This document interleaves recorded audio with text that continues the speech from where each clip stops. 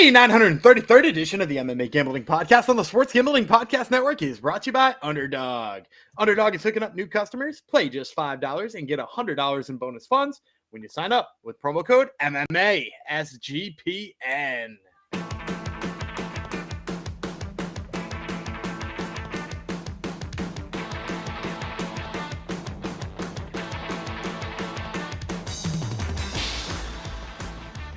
Heidi ho, degenerinos. Welcome to episode 933 of the MMA Gambling Podcast on the Sports Gambling Podcast Network, dedicated to all my Canadians. Happy Thanksgiving, Canadians. The proper day for Thanksgiving is not all crammed up Thanksgiving. It is Thanksgiving Monday. It's not all crammed up like the Americans have theirs all crammed up right up against Christmas. So we spread ours out. So we got another holiday this weekend. We're not working today either. What's your holiday, Gumby? Columbus Day. Yeah, there you go. Yeah. So basically Thanksgiving.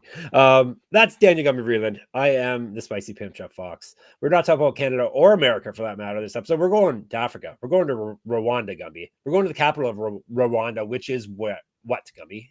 Oh, I don't know that. It's Kigali, Kigali. I didn't know that either until I looked it up. Now you know. We have not talked about Rwandan fighters or Rwanda in general, I don't think, on the episode. So this could be a groundbreaking episode. I don't know if I know a Rwanda fighter. Do I? Yeah. I don't know if there's any on this card. I don't think. There's one from Burkina Faso, which I was like, I kind of vaguely remember having talked about before. Right. Yeah. So this is PFL Africa 3 is what we're covering. Thoughts on PFL Africa? It's probably, in terms of the food chain, it's probably like the lowest. Well, I mean, it's newest too, right? Yeah, like, and the talent. It's MMA's new for a lot of these areas as well. Yeah. So, well, and there's sort of like, there's a lot of potential on this in terms of some of the highest to high, and really that's how these PFL regionals like start to take off, right? Because like PFL Europe, everybody's like boring, what the hell, nobody cares.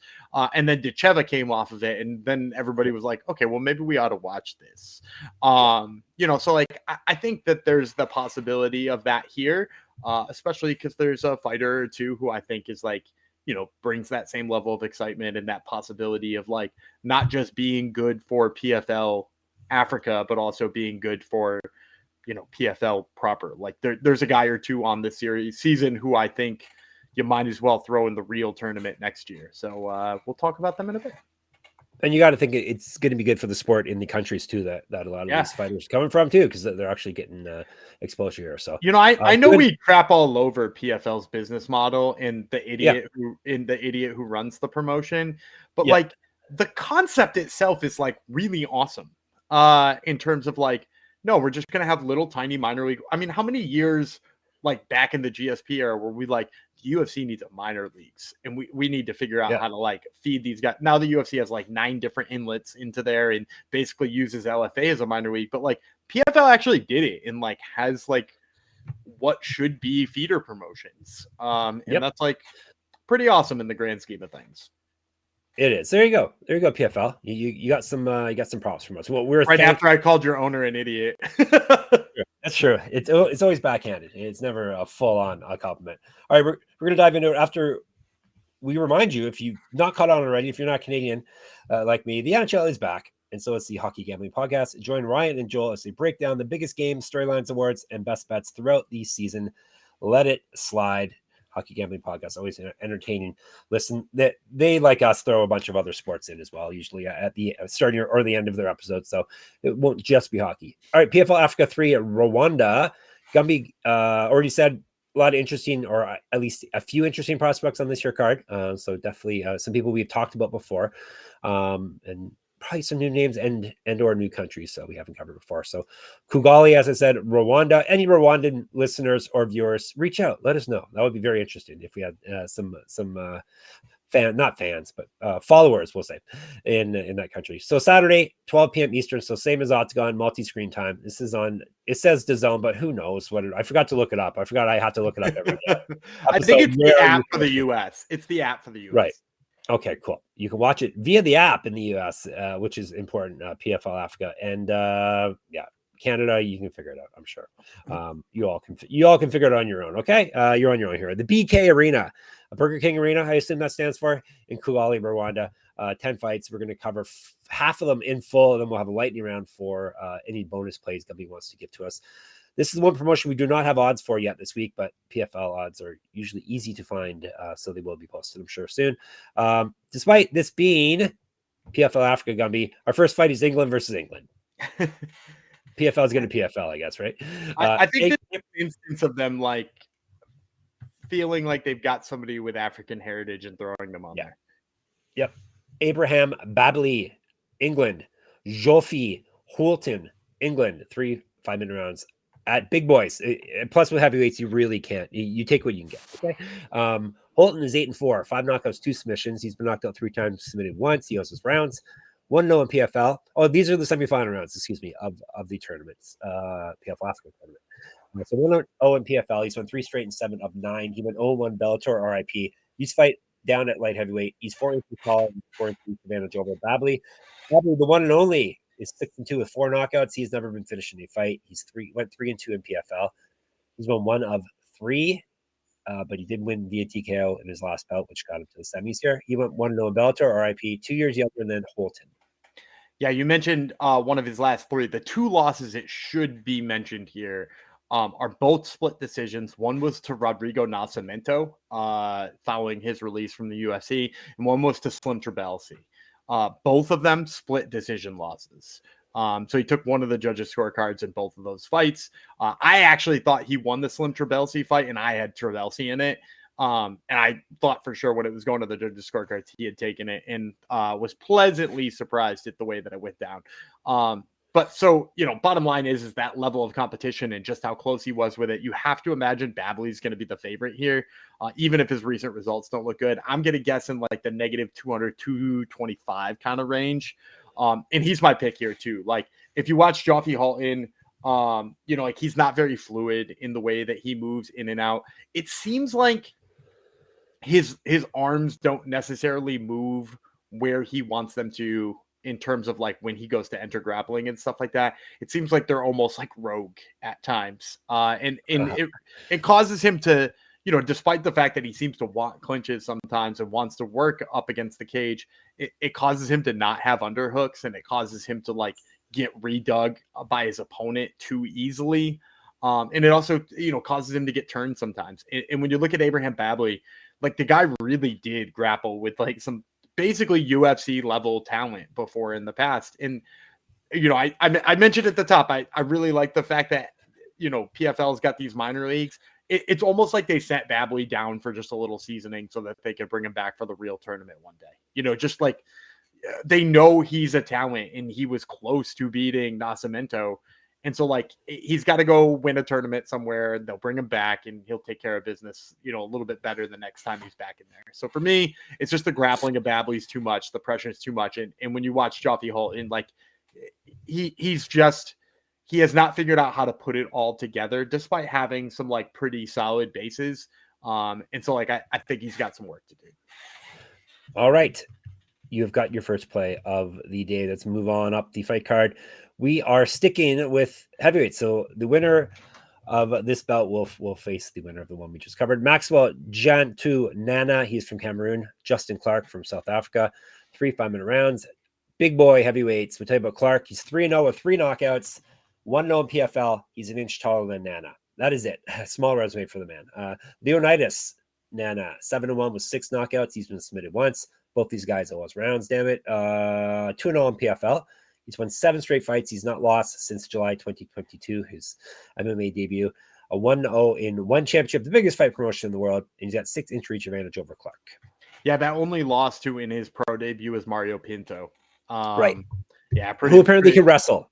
God. Man, that wrestling looked good. I actually am pretty, maybe I'm on Mario Pinto now. I don't know. Yeah. That was, it was weird and impressive. Yeah. So for me, I said in the last fight, we're going to get 200, maybe a little bit more than that. This one's probably 300 or a little bit more than that in favor of Nana.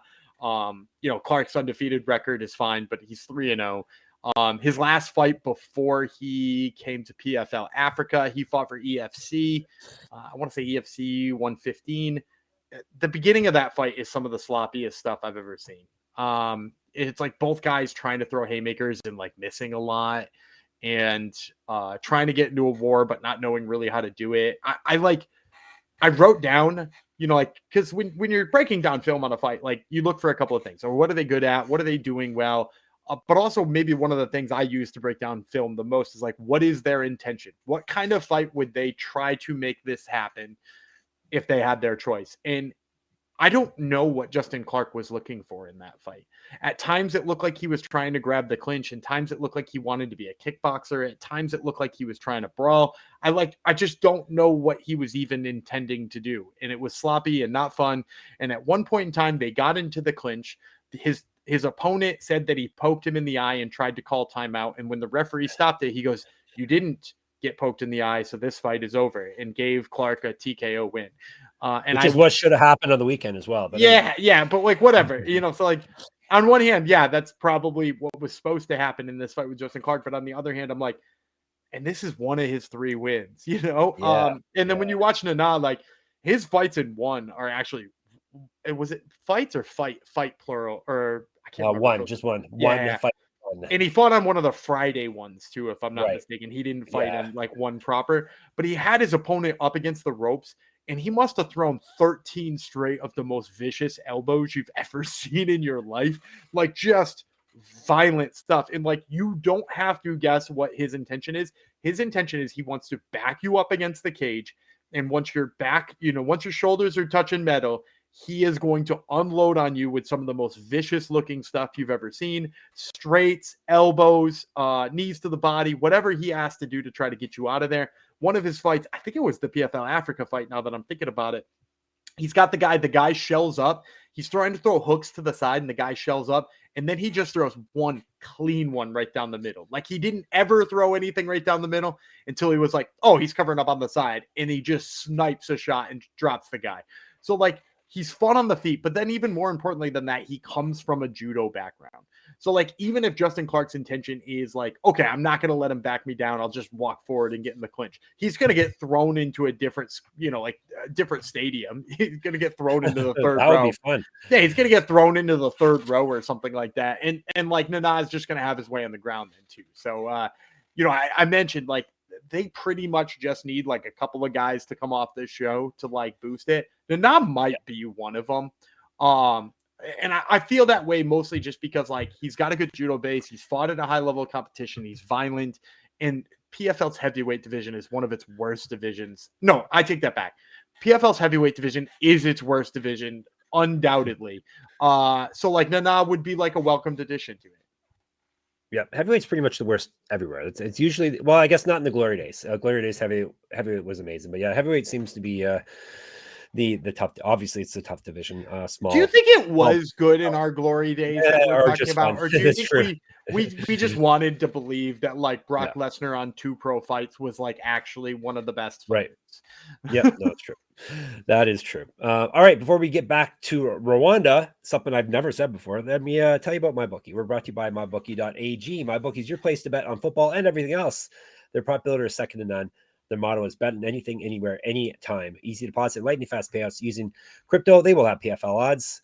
So when they do, make sure you head over to MyBookie.ag. Use our promo code MMASGPN. That way you get 100% bet back bonus up to $500 for new customers. So that's MyBookie.ag. Promo code MMASGPN. And we're also brought to you by Novig, Novig. Novig is America's #1 sports prediction market. Novig, you're getting the best prices, like reduced juice, like minus 103 lines on favorites instead of the huge ones you get at other places. Novig is available in 35 plus states. Download the Novig app and get $50 when you spend $5 if you use our promo code SGPN. Get in on the action with Novig, promo code SGPN. All right, we're done with the big boys now, sadly, because they're always fun to talk about. We're going to 170. That's going to be a fun finals, by the way, if it does wind up being badly. And that'll be sick. Well, there you go. We can look forward to PFL Africa 4 for that. Shido, Boris, Esperança versus Ayinda, Octave. Octave. We had the same talk once upon a time. Esperança, did we figure it out or not? Octave or Octave or no, we didn't. We both wildly speculated and then nobody checked. Is it Esperanza or Esperança? Esperanza, I'm going to say. He's from Angola. The one that we didn't check about, that would be Octave. I'm going to say it like music. Octave. He is from Cameroon. They are fighting at 170, like I said. Someone from Cameroon tell us how to. No, Cameroon tell us how to say that name. Octave, the Bantu Warrior, 7-0, 4 knockouts, 1 submission. He's 1-0 in PFL. He's won 4 straight fights via TKO. He used to fight at 155 and 185. He's 2 years younger than Esperança. Esperança Machine. That's a common nickname in the sport. He's 10-1, 5 knockouts, 3 submissions. He's been knocked out once. 2-0 in PFL. He's won 4 straight, 3 straight via finish. He's not lost since September 2022. He has multiple regional championships on his mantle. Correct. Get our shirts, get our merch, sportsgamblingpockets.com/store. He used to fight at 155. 1-0 as a pro grappler. He's an inch taller than Octave. So I think Esperança is going to be the favorite here, much less so than the first couple, though. Like maybe like a negative 165, negative 170 line here. And I'm going to take the favorite again. The big reason for me is that like this number might get dragged down a little bit because Octave is like so explosive. Like he is so powerful. When he shoots a takedown, he looks like somebody going like trying to set a personal 40 time before he hits the guy. Like he is really, really, really using a lot of energy. Now, on one hand, seems to have worked for him from here, right? Like he's obviously got a great record. It's not really cost him yet. But if you watch some of his recent fights, I think I saw his fight for, was it AKO? Might have been for AKO. But he took the guy down with like a slam that was wildly unnecessary in terms of the power in which he dropped the guy. And then like he was in side control, but just because like he's using so much force and he's using so much energy that like basically all of his weight got out over his shoulders instead of in the base back near his legs and his hips. And the guy rolled him. And the guy rolled him pretty damn easy. Now he powered his way back up and like muscled his way into a good position again and wound up winning. But like there's going to be a time when the Ayinda Octave's ability to just power out of everything, it ends and he can't keep doing it. And like clearly he'd rather brawl and he'd rather shoot these freaking mammoth takedowns that have like every ounce of his energy. But like Esperança is going to piece him up with the hands, I think. I think he's a much, much better striker. He's a guy who, if he tags you too, and has you like on wobbly legs or moving backwards, he unleashes with some of the meanest hooks. And then the other thing that gives me faith here for him against Octave is like he himself goes for takedowns sometimes. You know, like if he hurts you and is backing you up, and then like maybe is like, I've kind of thrown enough of these and I'm not going to knock you out. He'll shoot a takedown. He's like not above getting a little bit of ground control in. He shoots a touch low for me. Like I don't like how he's like seemingly not on the hips. He's seemingly on like the knees and the shins and stuff like that. And he's looking for like a almost like an ankle pick kind of situation. But I don't like that about him. But he does get all of his opponents down and seems to scramble well and have good control positions. And so like that gives me faith that like most likely he's going to stuff some of Octave's attempts, or he's got a good enough base where he should be able to roll or sweep Octave. So, you know, I like Esperança striking. I like his ability to stay smart. He does have a recent submission win too, if I'm not mistaken. He went, it's like high angle guillotine or like ninja choke or something like that. So like he's got some good stuff in there too, if Octave gets sloppy with his takedown. So yeah, I'm going to go to Shido Boris Esperança. All right. Co-main event is one half of the bantamweight semifinals. We have got another South African fighter in it. Once I actually get, there we go. Nkosi Ndebele versus Simbarashe Hokonya. He is from Zimbabwe. 3 5-minute rounds, 135. Hokonya is the Hawk. 6-0 with 1 knockout. He also has some finishes. 1-0 in PFL. He's fight at 145. 3 years younger than Ndebele. Ndebele is king. 9-3, 6 knockouts. He's been submitted once. He's 1-0 in PFL. He's won 3 of 4 and 8 of 10. TKO win in his last bout. He was the Brave CF champion in a past life. He's fight at 145, 4 inches taller than Hokonya.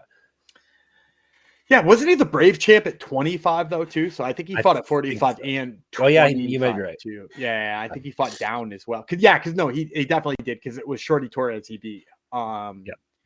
For the belt. Actually, they fought 3 times, him and Shorty did. He won the last 2 of them after losing the first one. I have to imagine that run in Brave has to have him as a pretty large favorite. I'm going to be honest. This is one of the few fights where I like went to look and see what the tapologist said. They're all way in on Hokonya, which I was super shocked by, being that Ndebele has fought so many good fighters and done really well against those good fighters. I don't think, I went to like check on it and then I'm like, no, that's not going to sway the books. The books are going to know that Nkosi and Ndebele is going to be the favorite. So I'm going to say like negative 275 on him. The big piece for me is if you watch Hokonya, he wants to brawl. He wants to throw big. He wants this to be messy. And if you watch Ndebele strike, like he's not going to let that happen. He like karate stylist, side kicks to the oblique, a lot of that kind of stuff. He was doing a really good job of keeping Shorty Torres at range. Shorty rushed in once. He just picked up the knee and dropped him with that. Like, he's sharp on the feet. Then on top of that, too, like he's had really good bouts of wrestling as well, where he is the aggressor. He is the guy wrestling. And like he's good defensively from that position, too. Like if you watch the fights with Shorty Torres gets in on some takedowns and just like never settles in against Ndebele because he just gets up. He's smart in the way that he does it. He's long and lanky, but like probably a little bit less so at bantamweight, but I still think he'll be like the rangier fighter here. And in terms of the grappling of Hokonya, like pretty much all I've ever seen from him is like as he's brawled his way in, he's almost like it accidentally started wrestling. Like he's like wildly throwing so much. He gets to the cage and he like runs into the guy he's fighting. And that guy like falls down as part of like just a car crash on the feet.